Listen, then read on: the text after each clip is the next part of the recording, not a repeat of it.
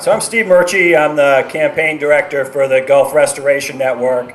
Gulf Restoration Network was founded 19 years ago. We're a nonprofit citizens group that focuses on empowering people to protect and conserve all the communities around the Gulf of Mexico for the current generations and for future generations. And it's not just about the blue water, or the dolphins, or the redfish, or any of those kind of things. The Gulf of Mexico includes the coastal plain, including the longleaf pine habitat, which used to stretch all the way from southern Virginia to the bayous in Texas. It includes the river bottoms, it includes the wetlands, and it includes the ocean out there. And really, you know, our culture, our way of life, and our economy are all deeply rooted in the Gulf of Mexico. And so that's why it's our organization's mission to work with people in communities throughout the Gulf to make sure that what we're doing is sustainable so that we're passing along to the next generation something that's much better. I wanted to talk first of all about, we work on a whole variety of issues, but I wanted to talk first about a local issue that we're involved with, which is protecting the Pearl River. Pearl is a fantastic resource in Louisiana and Mississippi and throughout the Gulf. It's an incredibly important source of fresh water going into the Gulf. It's incredibly important habitat for endangered species and other species. And it's a great economic resource for oystermen, for other fisheries, for recreation, and again, for part of our quality of life and our culture. And this has been going on and off, but essentially some of former Mississippi Governor Haley Barbour's buddies are trying to put together a development project up in Jackson to dam the Pearl River and create a lake to have a bunch of lots to sell off as lakefront property. And they're selling this as a flood control project. It is not a flood control project, it's a development project. And Gulf Restoration Network and many other organizations have been fighting to stop this project from going forward. It's called the Fake Lake. And there are some things going on locally that you all can help out with. One of your parish councilmen, Councilman Belisario, has introduced a resolution opposing this project. I talked to another one of your councilmen earlier who's also supporting that, and we really appreciate that. So if you all can encourage your council member to support the resolution opposing the Fake Lake up in Jackson, that would be tremendously helpful. The people who want to go forward with this project are required to have a series of meetings in the affected communities, and that includes St. Tammany Parish. And so coming up in November, there is supposed to be a meeting, at least with some of your elected officials, but we would like to see them have that meeting open to the public. And so another thing you all can do is ask your council members, your other local elected officials, to be pushing to have that be an open meeting that you all can attend and tell them that you want to protect the Pearl River. You know, the primary thing we're concerned with is the Pearl already has trouble, especially in the summertime when the water is low.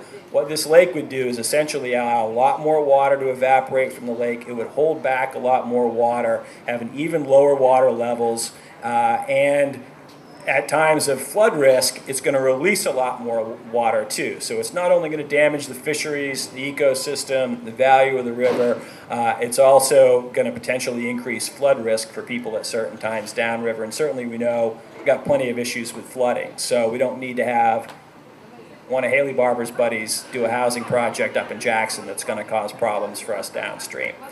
So the other thing I wanted to touch on is to talk a little bit about BP. You probably have been following this in the news. The BP trial is back underway in New Orleans. If you haven't been following it that closely, BP under the Oil Pollution Act is going to be required to pay every last penny for the damage that they did to the Gulf of Mexico.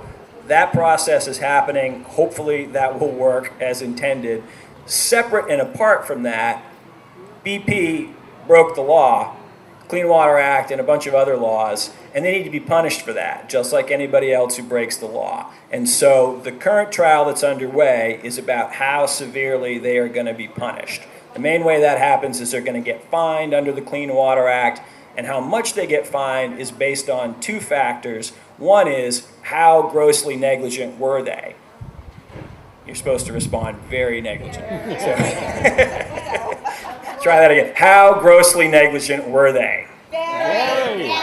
Okay, and so hopefully that phase of the trial is over. The judge has not announced how he's going to rule on that, but it's coming up. The second half of that is how much oil they put into the Gulf, which is, of course, a matter of dispute, given that the blowout happened a mile underneath the ocean, and BP lied about it over and over again about how much oil was actually coming out. So, to put it in a little bit of perspective, the Exxon Valdez disaster that happened in Alaska, when that tanker split open, it spilled about 10.8 million gallons of oil into Prince William Sound.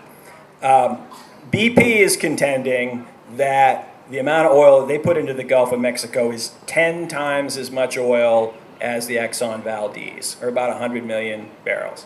100 million gallons. The Justice Department is saying it's more like 17 Exxon Valdez's. So 17, somewhere between 10, if you believe BP, and 17, if you believe the Justice Department, tankers of oil got dumped into the Gulf of Mexico. And there is no happy ending to an oil disaster like that. You cannot clean up all the oil. They put 2 million gallons of toxic Corexit on the oil, hoping to disperse it throughout the water column rather than have it wash up into the marshes. That was really a terrible choice to have to make.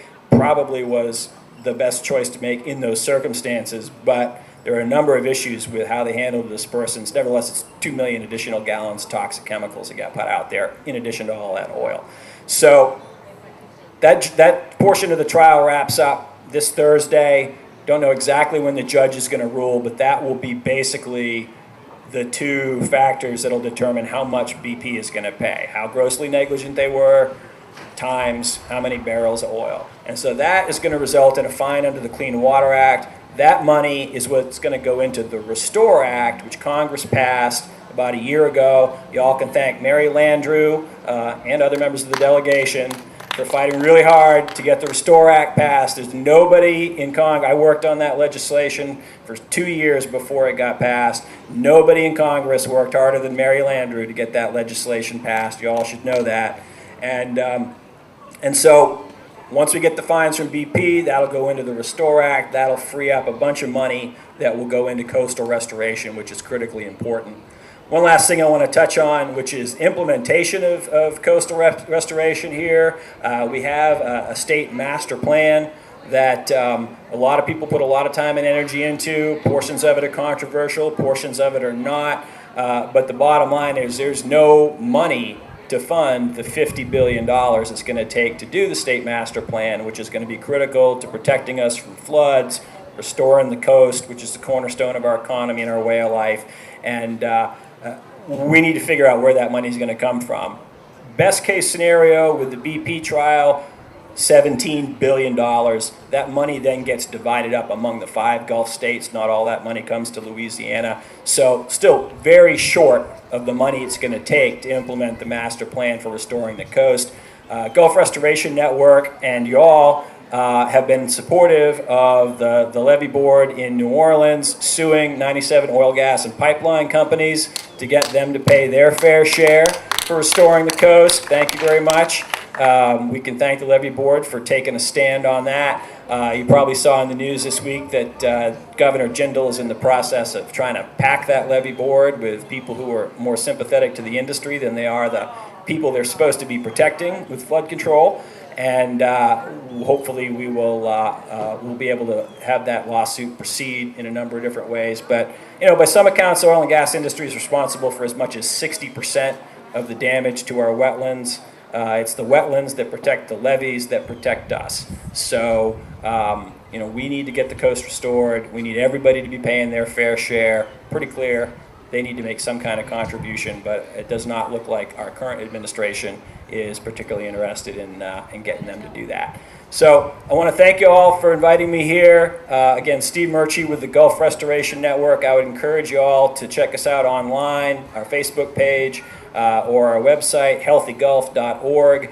We really do need y'all's help with the Pearl River Project. If you check our website, there is supposed to be that public hearing that's going to come up here in November. Really important that you all contact your council member and encourage them to support Councilman Bellisario's resolution, and that you all turn out for that hearing. So thank you very much.